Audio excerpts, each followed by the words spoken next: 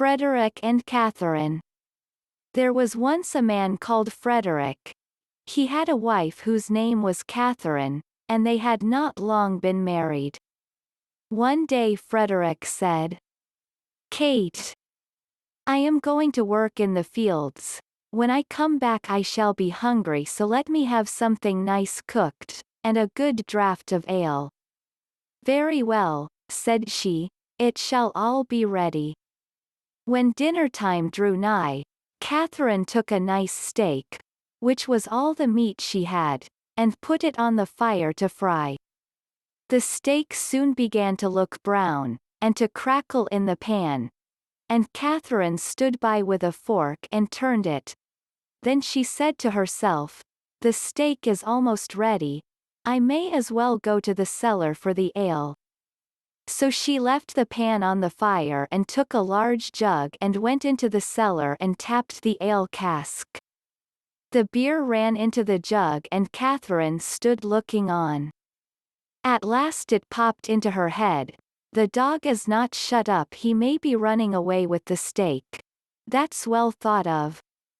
So up she ran from the cellar, and sure enough the rascally cur had got the steak in his mouth, and was making off with it.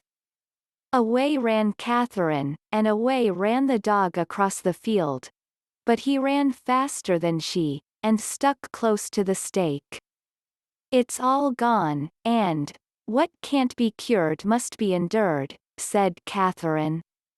So she turned round, and as she had run a good way and was tired, she walked home leisurely to cool herself. Now all this time the ale was running too, for Catherine had not turned the cock, and when the jug was full the liquor ran upon the floor till the cask was empty. When she got to the cellar stairs she saw what had happened. "My stars," said she, "what shall I do to keep Frederick from seeing all this slopping about?" So she thought a while, and at last remembered that there was a sack of fine meal bought at the last fair, and that if she sprinkled this over the floor it would suck up the ale nicely. "What a lucky thing," said she, "that we kept that meal. We have now a good use for it." So away she went for it. But she managed to set it down just upon the great jug full of beer, and upset it, and thus all the ale that had been saved was set swimming on the floor also. "Ah, well," said she, "when one goes another may as well follow." Then she strewed the meal all about the cellar, and was quite pleased with her cleverness, and said, "How very neat and clean it looks." At noon Frederick came home. "Now, wife," cried he, "what have you for dinner?" "Oh Frederick," answered she, "I was cooking you a steak. But while I went down to draw the ale, the dog ran away with it, and while I ran after him, the ale ran out, and when I went to dry up the ale with the sack of meal that we got at the fair, I upset the jug. But the cellar is now quite dry, and looks so clean." "Kate, Kate," said he, "how could you do all this? Why did you leave the steak to fry, and the ale to run, and then spoil all the meal?" "Why, Frederick," said she, "I did not know I was doing wrong. You should have told me before." The husband thought to himself, "If my wife manages matters thus, I must look sharp myself." Now he had a good deal of gold in the house, so he said to Catherine, "What pretty yellow buttons these are! I shall put them into a box and bury them in the garden. But take care that you never go near or meddle with them." "No, Frederick," said she, "that I never will." As soon as he was gone, there came by some peddlers with earthenware plates and dishes, and they asked her whether she would buy. "Oh dear me, I should like to buy very much, but I have no money.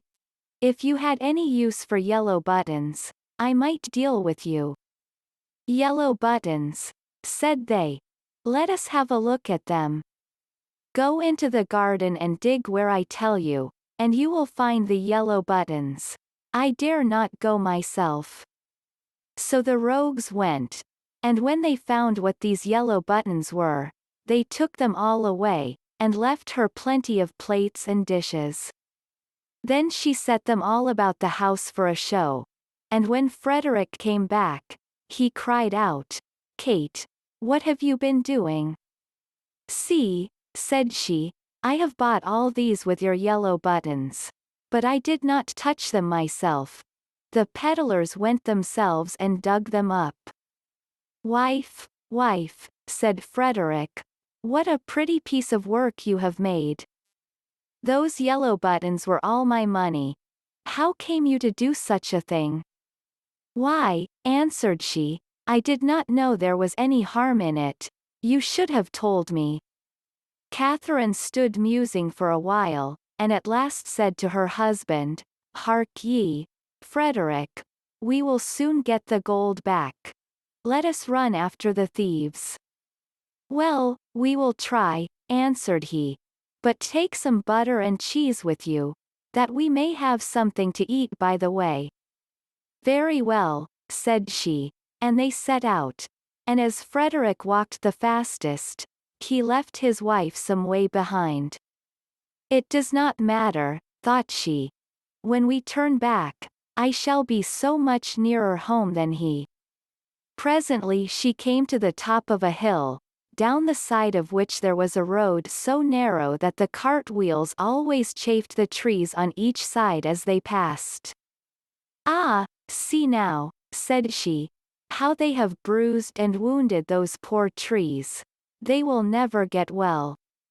So she took pity on them, and made use of the butter to grease them all, so that the wheels might not hurt them so much.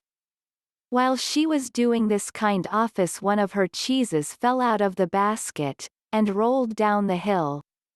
Catherine looked, but could not see where it had gone.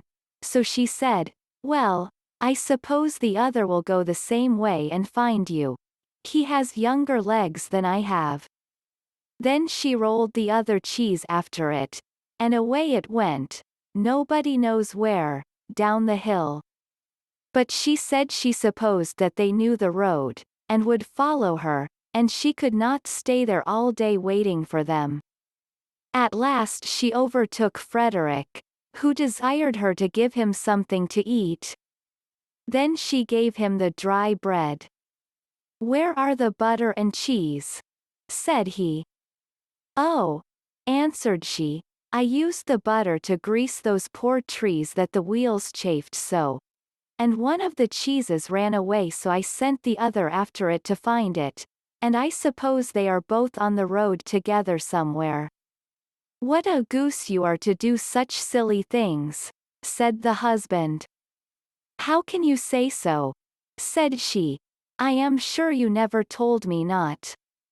They ate the dry bread together, and Frederick said, "Kate, I hope you locked the door safe when you came away."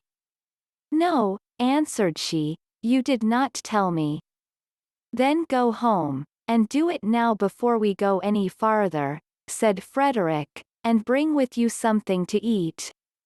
Catherine did as he told her, and thought to herself by the way, "Frederick wants something to eat, but I don't think he is very fond of butter and cheese. I'll bring him a bag of fine nuts, and the vinegar, for I have often seen him take some." When she reached home, she bolted the back door, but the front door she took off the hinges, and said, "Frederick told me to lock the door, but surely it can nowhere be so safe if I take it with me." So she took her time by the way, and when she overtook her husband she cried out, "There, Frederick, there is the door itself, you may watch it as carefully as you please." "Alas, alas," said he, "what a clever wife I have. I sent you to make the house fast, and you take the door away, so that everybody may go in and out as they please. However, as you have brought the door, you shall carry it about with you for your pains." "Very well," answered she, I'll carry the door. But I'll not carry the nuts and vinegar bottle also, that would be too much of a load. So if you please, I'll fasten them to the door. Frederick of course made no objection to that plan, and they set off into the wood to look for the thieves. But they could not find them. And when it grew dark, they climbed up into a tree to spend the night there.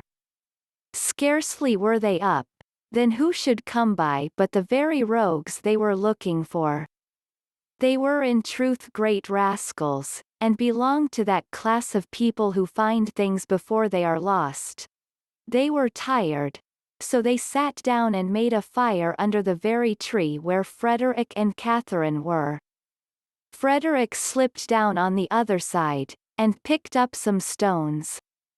Then he climbed up again, and tried to hit the thieves on the head with them. But they only said, "It must be near morning, for the wind shakes the fir apples down." Catherine, who had the door on her shoulder, began to be very tired. But she thought it was the nuts upon it that were so heavy. So she said softly, "Frederick, I must let the nuts go."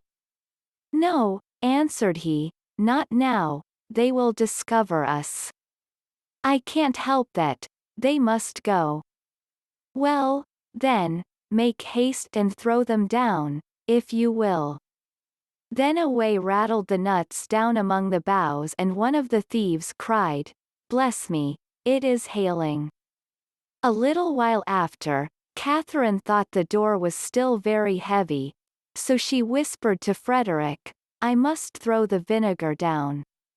"Pray don't," answered he, "it will discover us."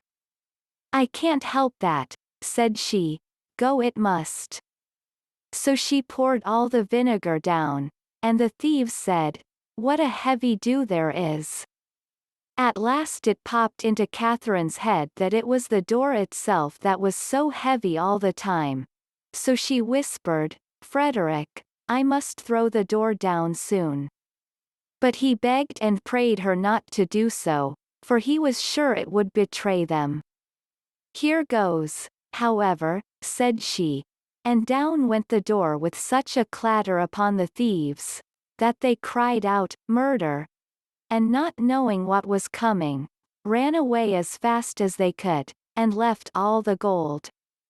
So when Frederick and Catherine came down, there they found all their money safe and sound.